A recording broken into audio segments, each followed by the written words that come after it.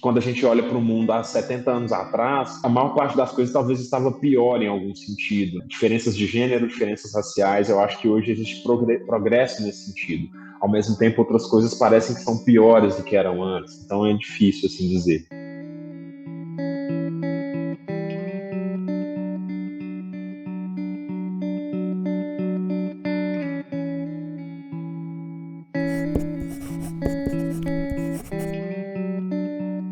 Eu cresci no bairro Milanês, que é ali região bem entre Contagem e Belo Horizonte, próximo ao Ceasa, um bairro que quando meus pais se mudaram era aquele lugar que, como a expressão diz, era tudo mato, nesse caso literalmente. Então, realmente, famílias em condições muito diferentes, pessoas em condições bem difíceis de vida, né? Muitas pessoas na minha família e próximos, vizinhos, eu tem muita gente que não pôde necessariamente escolher a profissão que gostasse ou teve que se sujeitar, né, a situações de trabalho muito ruins, a serem até exploradas em alguma medida, porque não tem opção. Eu faço uma leitura da desigualdade social como um pouco poder de escolha, sabe? Assim, poder de escolha e oportunidades. Assim.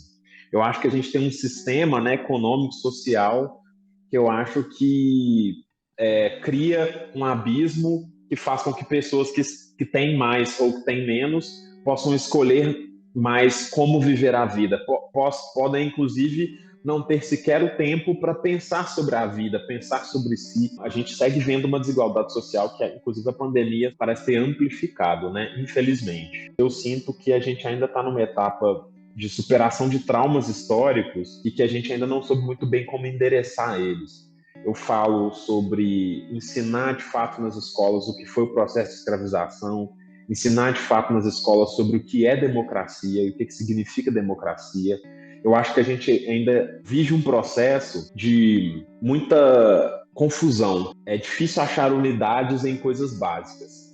Parece que deveria ser um consenso, que é um absurdo termos moradores de rua, mas por mais que é um absurdo factual, não parece ser um consenso. Parece que de fato tem quem se importa muito com isso e há quem ridiculariza quem se importa muito com isso. É um fato que existe desigualdade social, mas existe muitas pessoas que não acreditam de fato na desigualdade social como um problema, ou pelo menos a maneira como ela pode ser combatida. O cinema ainda é, mas naquela época, muito mais uma arte feita pela elite, né, e controlada pela elite, e eu não sendo parte dessa elite nesse sentido, não me via como pertencente, né, a esse ambiente. Então, esse sonho distante tinha mais a ver com sequer saber como dar um primeiro passo, né? Sequer tinha uma sala de cinema próximo de onde eu cresci, e mesmo, enfim, eu podendo ir ao cinema em uma situação ou outra, não era nada óbvio como fazer o cinema. Equipamentos caros, caro fazer o filme e bancar aquilo tudo, então era totalmente distante, assim.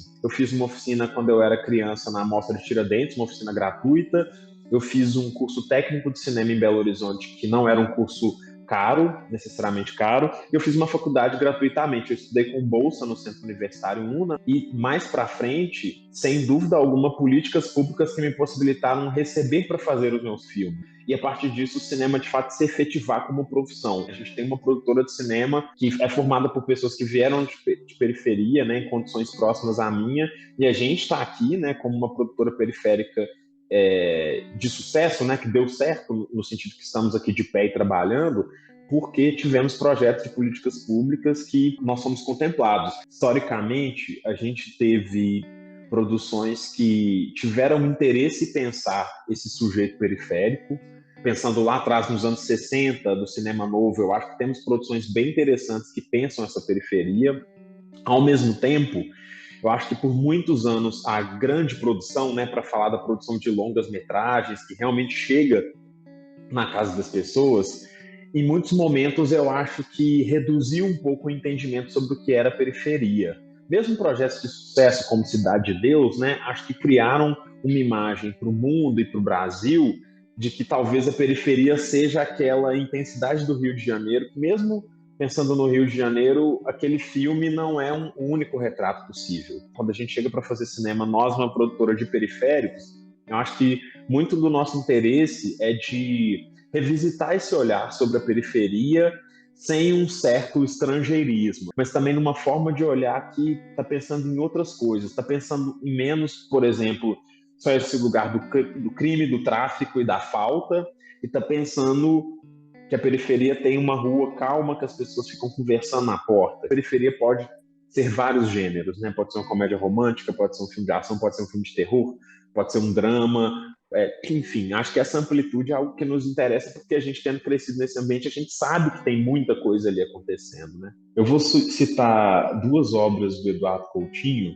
um cineasta brasileiro, né, que boa parte do trabalho é documentário, que é A Primeira Cabra Marcada para Morrer, que para mim é um dos melhores filmes brasileiros, se não o melhor filme brasileiro de todos os tempos, e também Jogo de Cena, dois projetos bem diferentes, mas que mostram um olhar muito atento para pessoas, para seres humanos, para a história do país também, de alguma forma. Vou citar também Serras da Desordem, do André Tonati. Tem um filme que eu gosto também, que é o São Bernardo, do Leon Risman. Rio Zona Norte, do Nelson Pereira dos Santos. Tem um filme que é um filme americano, que é muito importante para mim, que se chama O Matador de Ovelhas, um diretor negro chamado Charles Burnet. Essas obras são obras que realmente me impactaram muito, assim, ao longo do tempo. E eu vou citar um cineasta em geral, que é o Carlos Prates Correia, um cineasta de Montes Claros, que foi muito importante para mim e para minha produtora, para a gente entender o que o cinema brasileiro poderia ser, o que o cinema mineiro poderia ser.